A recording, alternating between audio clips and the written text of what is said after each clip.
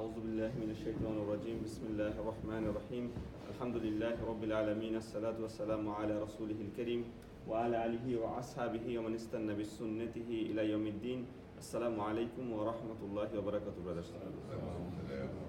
Alhamdulillah, we are going through the journey of Surah Al-An'am and we are in the almost the halfway through of the surah. Inshallah ta'ala, before the Ramadan start, we will be able to finish Surah Al-An'am. We've been doing like 10 ayahs every week. Last week we did the ayah that related to the story of Prophet Ibrahim, and we explained the ayah that how Prophet Ibrahim, being the one of the smartest man and smartest prophet of Allah subhanahu wa ta'ala, how he called people to the path of Allah subhanahu wa ta'ala. And we also talked about how Allah subhanahu wa ta'ala gave him different signs, and with that signs, he proved to the people that that the only God is the Allah subhanahu wa ta'ala, and only one that we should worship to him.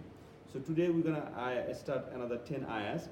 We start from the ayah 83 that we finished last week, where Allah subhanahu wa ta'ala is saying that these are the proof which I have given to Ibrahim against his people.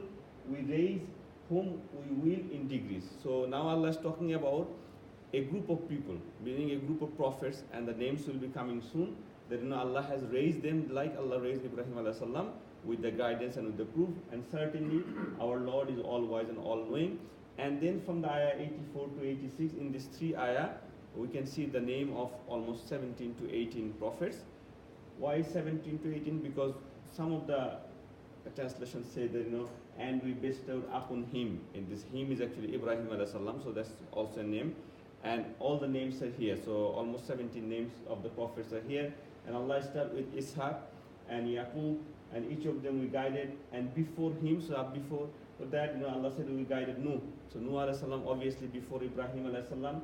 And among his progeny, the progeny of Ibrahim alayhi salam, the Dawood and Sulaiman and Ayyub and Yusuf and Musa and Musa's brother Harun, and thus do we reward al-Muhsinin. So they were all prophet and they are all Muhsinin. And then Zakaria and Yahya and Isa and Ilyas, each one of them was the righteous one. And then Allah subhanahu wa ta'ala mentioned the Ismail and Isa, which is a lot of people say in English Elisha, and Yunus and Lut, and each one of them we preferred above the alamin, meaning above the mankind. And then Allah subhanahu wa ta'ala said, and also some of their fathers and their progeny and their brethren, we chose them and we guided them to the straight path. Now when Allah subhanahu wa ta'ala said some of their fathers and their progeny, meaning there are other prophets that Allah subhanahu wa ta'ala obviously not mentioning by name here, but Allah subhanahu wa ta'ala is saying that their brothers are also, their fathers are also among the prophets. And as we know that from the story of Yusuf alayhi salam, that all his brothers, a lot of Mufassirun say that they also became prophet. Allah chose them as a prophet when they have repented and seek forgiveness from Allah subhanahu wa ta'ala. So Allah is saying this is the guidance of Allah with which he guides whomsoever he wills and of his slaves. And if they had joined worship in others with Allah, all that they used to do would have been in benefit of them. So meaning Allah subhanahu wa ta'ala is saying even these prophets is guided by Allah subhanahu wa ta'ala. It's not that they are some special people by themselves. Allah chose them, Allah give them the rank, and Allah has given them the guidance to the prophethood. If they had did any kind of shirk, as Allah said, joining anybody in worship with Allah subhanahu wa ta'ala, then all of their good deed would have been in vain. So in another language, Allah subhanahu wa ta'ala is saying, so if your amal has a lot of good deeds, you did a lot of good deeds as of like prophet did, calling to the people, making be humble and everything, but in your ibadah you have shirk involved, then Allah subhanahu wa ta'ala will destroy all the good deeds. And this ayah is one of the ayah where the books has been written that a lot of people say there are good people in other religions also, like they are good people, they're helping others and everything. But if they know about Islam, if they know about Prophet Muhammad sallallahu alaihi wasallam and they reject that by knowingly, then all their good deeds will be only for this dunya, and it won't be beneficial for them in the akhirah. The next few ayahs, Allah subhanahu wa ta'ala saying they are those whom we have given the book. Here Allah subhanahu wa ta'ala actually mentioning the Ahl Kitab and the people, because although this surah is a Makki surah, but we say that this is the end of the Makkan life of Rasulullah sallallahu alaihi wasallam, and only at that time, some of the scholars say the Surah Yusuf has already been revealed at that time. Surah Kahf has been revealed because the Quraysh of Makkah, they already have connection with the people of people of the book, the Jewish and the Christian of Medina, and they used to send people there to ask questions because they never had a prophet before. I mean, long time ago they have Ibrahim and Ismail, but that's a long time ago. But they knew that those are the literate people, they're educated people, so they used to ask them. So Allah is responding them through the Quran to the Jewish and the Christian, and then Allah subhanahu wa ta'ala is saying, they are those whom Allah has guided, so follow their guidance. Over there Allah says, but if this disbelief therein, indeed we have entrusted it to a people. Meaning Allah subhanahu wa ta'ala is saying to Rasulullah, if these people, the Quraysh, deny you, deny the prophethood, deny the book of Allah subhanahu wa ta'ala, deny the hukum, then Allah has already entrusted for another way. Meaning Allah has made up a backup plan. And that backup plan basically indication of the people of the Medina, the Ansar. Allah saying, no, they are from the believers. So, they are entrusted people, then who will believe in this one, and so follow their guidance, and no reward I ask of you for this Quran. It is only a reminder for the mankind and jinn. Meaning Allah subhanahu wa ta'ala saying to Rasulullah, tell the people that it is you won't get any reward from from the world. It is just for reminding. Then ayah number 91, Allah subhanahu wa ta'ala says, and they did not appraise Allah with the true appraisal when they said. So وَمَا قَدَرُ اللَّهُ حَقَّ قَدْرِ, meaning they didn't appreciate Allah subhanahu wa ta'ala or worship Allah subhanahu wa ta'ala as Allah subhanahu wa ta'ala deserved, and Allah did not reveal to you, a human being, anything. Meaning they say, one of their claim is that this Quran, the revelation cannot be revealed to a human being, because Prophet Muhammad is a human being. It is among them, he's one of them. So how can Allah subhanahu wa ta'ala reveal something to a human being?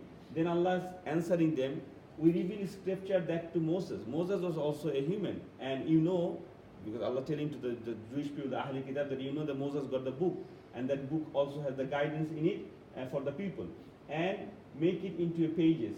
Where is Allah saying make it into pages? The Arabic one is called kisras or kasras, meaning one kind of scroll. So it is an art at that time, the Jewish people used to know, because they were learned people, to preserve their words. They used to write it down. It's not like paper like we have now, but it's kind of a scroll. They used to write it and protect their writings. So Allah saying they had made their own scrolls because they have changed the word of the meaning of Allah subhanahu wa ta'ala. So that's why Allah also know about that. Allah telling them that you had the book from Musa, but you changed it and you made their own scroll, disclosing it and concealing much. So meaning they have concealed a lot of things from that book, from the scroll, and you were taught that which you know not, neither you nor your fathers. Meaning, just like the Arab didn't know anything.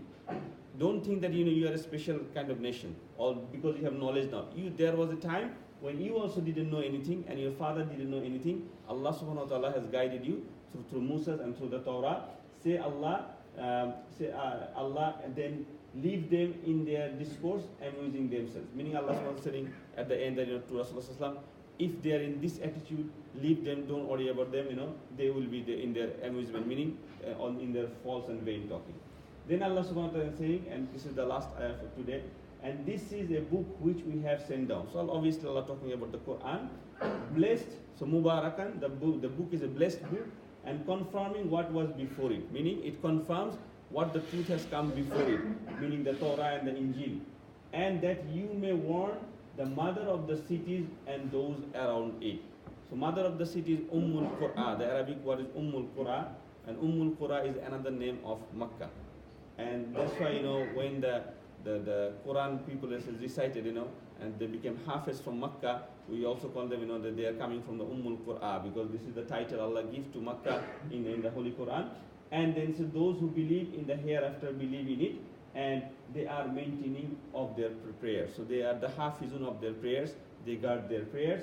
Allah talking about the people who believe in this, and they will be guarding their prayers. One thing to mention, I put the Arabic here, is wahaza kitabun.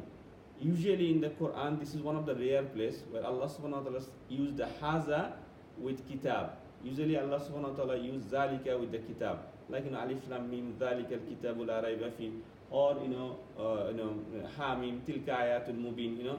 So zalika, tilka, these are demonstrative pronouns for the far distant. Zalika means that. Tilka also means that. The difference is like masculine and feminine. But here Allah subhanahu wa ta'ala has this is the book. Whenever Allah said about the kitab, it should be far away. But this place is different. Why? Because right way Allah says, Haza kitabun anzalnahu, meaning this is a book, I have revealed it to you. meaning this is a book close to Allah subhanahu wa ta'ala, not to us. When Allah says Alif Lam Mim Zalikal Kitabu La Rayba Fi, Allah is talking about the book that is far away from Allah. So Allah is far away from us. In the seventh heaven, the Lawh al-Mahmud is far away from us. So that pointing to that action. Even the ayahs are from there.